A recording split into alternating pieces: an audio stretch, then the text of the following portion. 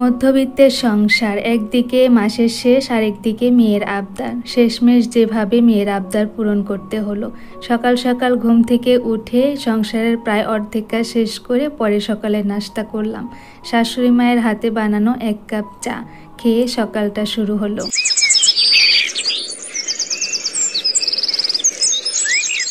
আসসালামু আলাইকুম, কেমন আছেন সবাই? আশা করছি কাছে দূরে, দেশ এবং দেশের বাহিরে যে যেখান থেকে আমার ভিডিওটি দেখছেন বা দেখবেন সবাই ভালো আছেন। আলহামদুলিল্লাহ, আল্লাহর রহমতে এবং আপনাদের সবার দোয়াতে আমি আলহামদুলিল্লাহ ভালো আছি। কারণ আপুরা আমার জন্য কিন্তু অনেক বেশি দোয়া করেছেন। আমি পিভিআর যে ব্লগটা শেয়ার করেছি, আপুরা ওখানে সবাই আমার সুস্থতা কামনা করেছেন। আর সবাই একসাথে দোয়া করলে আল্লাহ কিন্তু তাড়াতাড়ি তা কবুল করে, আমিন। তা আমি সকালে ঘুম থেকে আজকে উঠেই দেখলাম একটু একটু রোদ বের হয়েছে, তো ওই কারণে ওয়াশিং মেশিনে আগে কাপড়গুলো দিয়ে আসলাম। আর খুব বেশিক্ষণ রোদ থাকে নাই, কারণ দেখা যায় সূর্যের উপর মেঘ পড়ছে আর ছায়া হয়ে যাচ্ছে, তারপরে আবার গুড়ি গুড়ি বৃষ্টি শুরু হয়েছে। তো এরকম বেশ কিছুদিন বৃষ্টি থাকলে আমার একদমই ভালো লাগে না, রোদের দিনগুলোই ভালো লাগে। যদিও গরম থাকে তারপরে মনে হয় রোদ থাকলে ভালো।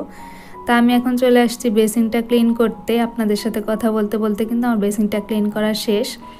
আমি কিন্তু কয়েকদিন পর পরই হারপিক দিয়ে বেসিনটা মেজে নেই। আর যে কোনো কড়ির জিনিস দেখবেন হারপিক দিয়ে যদি মেজে নেন, এতে করে একদম চকচকে হয়। তো বেসিনটা ধোয়া শেষ। আর প্রতিদিন তো রেগুলার যেভাবে ধুই ওইটা তো প্রতিদিন করতেই হয়। তো এখন চলে আসলাম রান্নাঘরে। আর মা অনেক রাতে কি যেন করেছিল তেলের জিনিস, তো একটু একটু তেল চিটচিটে হয়েছিল রান্নাঘরের চুলা দুইটা, তাছাড়া সবকিছু ক্লিন ছিল। তাই ভাবলাম যে এই চুলা দুইটাকে ক্লিন করি, তারপরে রান্না বান্না শুরু হবে।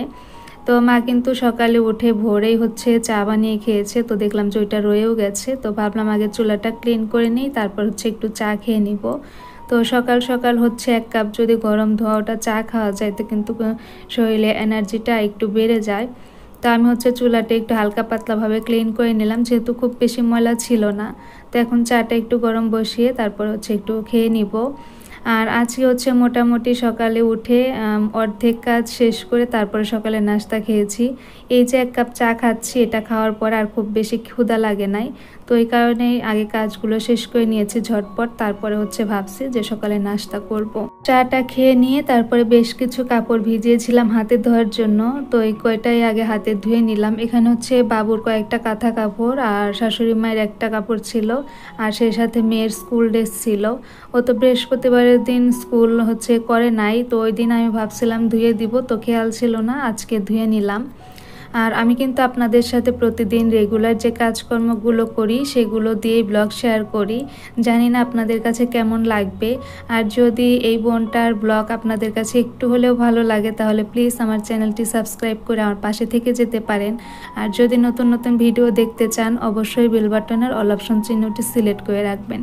এতে করে আমি যখনই নতুন ভিডিও আপলোড করব, সাথে সাথে আপনাদের ফোনে নোটিফিকেশন আকারে পৌঁছে যাবে, আর সেটা আপনারা ইচ্ছা হলে দেখে নিতে পারবেন।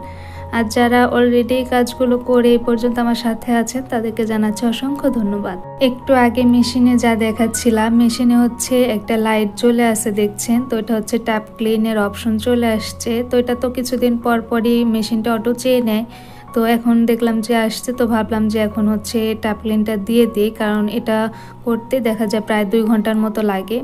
তো ট্যাপ ক্লিন দেওয়ার আগে যা করতে হয়, ছাঁকনিটা ক্লিন করতে হয়, আর ওয়াশিং মেশিনটা একটু মোটামুটি ক্লিন করে নিতে হয়। তো এটাই করে নিচ্ছি। এখন কিন্তু বাবু ঘুমাচ্ছে, তো আমি একটু সাবধানী করছিলাম, পরে দেখছি যে উঠে পড়ছে।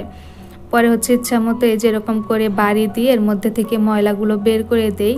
তো এটা কিন্তু কয়েকবার ব্রাশ দিয়ে একটু ময়লাটা আলগা করে নিয়ে তারপরে বাড়ি দিলে এরকম ছোট ছোট এরকম ময়লাগুলো বের হয়ে আসে। তো এটা ক্লিন করে নিয়ে তারপর আমি আবার মেশিনের মধ্যে দিয়ে তারপর ট্যাপ ক্লিনে বসিয়ে দিব। তো আমি হাতের কাজগুলো শেষ করে তারপরে আসছি সকালে নাস্তা করতে। তো সকালে নাস্তায় খিচুড়ি রান্না হয়েছে, তো খিচুড়িটা ঠান্ডা হয়ে গেছে, ভাবলাম একটু গরম দিয়ে নিয়ে তারপরে খাবো। তো এখানে একটা আপুর কমেন্ট আসছিল, তো ফিল্টারে এখানে আসাতেই মনে পড়ে গেল। তো আপু খাদিজা আইডি থেকে লিখেছেন, আসসালামু আলাইকুম আপু, কেমন আছো আপু? তুমি কি ফিল্টারে ছাঁকনি ব্যবহার করো না? আর ছাঁকনি ব্যবহার না করে কি এভাবে পানি দেওয়া যায় জানাবা প্লিজ, ধন্যবাদ। আপু তোমাকে অনেক অনেক ধন্যবাদ। আসলে আপু এই ছাঁকনিটা তো আসলে কোনো ফিল্টারের কোনো পানি যে ফিল্টার হয় সেটা না। তো এই ছাঁকনিটা তুমি ইচ্ছা করলে ব্যবহার করতে পারো, না হলে না করতে পারো। আমার মনে হয় ছাঁকনিটা ভিতরে রেখে পানি দিতে একটু সমস্যা হয়, কারণ আমি খুলে রেখে দিছি আপু। আর এটার জন্য তোমার পানিতে কোনো সমস্যা হবে না, তুমি চাইলে কিন্তু খুলে নিয়ে তারপর ব্যবহার করতে পারো। আমি হচ্ছে খাওয়া দাওয়া শেষ করে তারপরে ঘরের যে বাকি কাজগুলো ছিল সেগুলো করতে নিয়েছি। এখানে ফ্রিজের উপরে আমার কিন্তু প্রত্যেকটা দিন এভাবে ক্লিন করতে হয়, কারণ ঘরে তো আর মানুষ কম না, আর তাদের সবারই হচ্ছে মেডিসিন নিতে হয়। তো আমার শাশুড়ি মায়ের, ওর বাবার, বাবুর সবার মেডিসিন দেখা যায় আমি ফ্রিজের উপরেই রাখি। তো এখানে মেডিসিন বক্সেরও অভাব নেই, 3-4 জনের 3-4টাই বক্স করে দিয়েছি। তারপরেও দেখা যায় মেডিসিনগুলো এখানে সেখানে মানে পড়ে থাকে। তো সেগুলো প্রতিদিন দেখা যায় গুছিয়ে নিতে হয়, আবার সকাল হলে আবার এই অবস্থা হয়ে যায়। তো এখানে হচ্ছে সবার ওষুধগুলো আমি সুন্দরভাবে গুছিয়ে রেখে তারপরে হচ্ছে এখন একদম চলে আসছি সন্ধ্যার পরে। সারাদিন আর ফোনটা হাতে নেই নাই, কারণ ফোনে চার্জ ছিল না। একদম এখন চলে আসছি বিকেলের দিকে নাস্তা বানাতে। তো ওই যে প্রথমে বলছিলাম যে মধ্যবিত্তের সংসার, একদিকে হচ্ছে মাসের শেষ আর একদিকে মেয়ের আবদার। তো সে মেয়ে কী আবদার করেছিল আর কীভাবে পূরণ করলাম সেটা এখন আপনাদের সাথে শেয়ার করছি। ও হচ্ছে কয়েকদিন হলো মোগলাই খেতে চেয়েছে, তবে আমার হচ্ছে ঘরে ডিম শেষ হয়ে গেছে, যেহেতু মাসের শেষ। এখন কিন্তু মাসের কয়েকদিন হয়ে গেছে প্রায়, কিন্তু আমি হচ্ছে এখন পর্যন্ত বাজারে গিয়ে একদম মাসের যে পুরো বাজারটা সেটা করতে পারিনি, কারণ ওর বাবা সময় পাচ্ছে না। তো আমাকে বলছে যে যাতে করে আমি একাই গিয়ে বাজারটা করি, তবে হয়ে উঠছে না, দেখি 2-1-এর মধ্যে করে ফেলবো। তো ওর দাদি মনে করছে যে আমি হয়তো ওকে মোগলাই বানিয়ে দিব না, তো এই কারণে দুপুরের দিকে সেই হচ্ছে ডোটা মেখে রেখে দিছে, তবে ডোটা একটু হচ্ছে নরম হয়ে গেছে। তো ওইটা দিয়ে আমি হচ্ছে একটু কষ্ট হলেও ছোট ছোট করে মিনি মোগলাই বানিয়ে নিয়েছি আজকে। তো এখানে আমি পেঁয়াজ আর মরিচের সাথে আগে ডিমের বেটারটা তৈরি করে নিচ্ছি। আর আমি কিন্তু সবসময় একদম ঘরোয়া মশলায় মোগলাইটা বানিয়ে থাকি, তবে হচ্ছে একদম ফুলকো ফুলকো হয়। আজকে ফুল রেসিপিটা শেয়ার করলাম না, কারণ যেহেতু একটু ডোটা নরম হয়েছে আর দেখতেও ভালো লাগবে না আপনাদের কাছে, তাই হচ্ছে কেটে কেটে রেসিপিটা শেয়ার করেছি। মানে রেসিপি না এটা, যেহেতু আমি রেগুলার ব্লগ শেয়ার করি তাই রেগুলার যে কাজগুলো করি সেগুলো আপনাদের সাথে শেয়ার করছি। তো হচ্ছে প্রথমে আমি একটা বড় করে বানিয়েছিলাম, দেখলাম যে ওটা উঠাতে সমস্যা হচ্ছে, পরে হচ্ছে আবার পিড়ি নিয়ে তারপরে ছোট ছোট করে মিনি করে হচ্ছে 6টা বানিয়ে নিয়েছি। তো এখানে একটু তেল মাখিয়ে তারপরে হচ্ছে এর মধ্যে হাত দিয়ে আমি করে নিয়েছি, মানে বেলুনি দিয়ে করতে নিয়েও দেখলাম যে না হচ্ছে না। তো এইভাবে করে একটু কষ্ট করে বানিয়ে নিয়েছি, তবে খেতে কিন্তু ভালোই লাগছিল, একদম খারাপ হয়নি। শুধু ডোটা একটু পাতলা হয়েছিল, এটাই।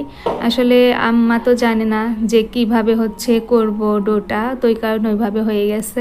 যাই হোক, মিনি মোগলাইগুলো বানাতে বানাতে আপুদের আর 2-1টা কমেন্ট পড়ি। আরেকটা আপু লিখেছেন রাবিয়া কাদির আইডি থেকে, আপু লিখেছেন তোমার সবগুলো ভিডিওই অনেক সুন্দর হয়।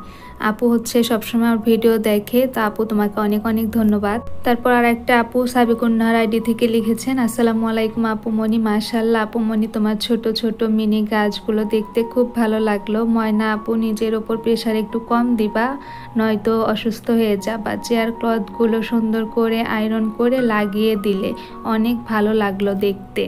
ভালো থাকবা, সুস্থ থাকবা, আসসালামু আলাইকুম। আপু তোমাকে অনেক অনেক ধন্যবাদ এত সুন্দর করে একটা বড় কমেন্ট করার জন্য।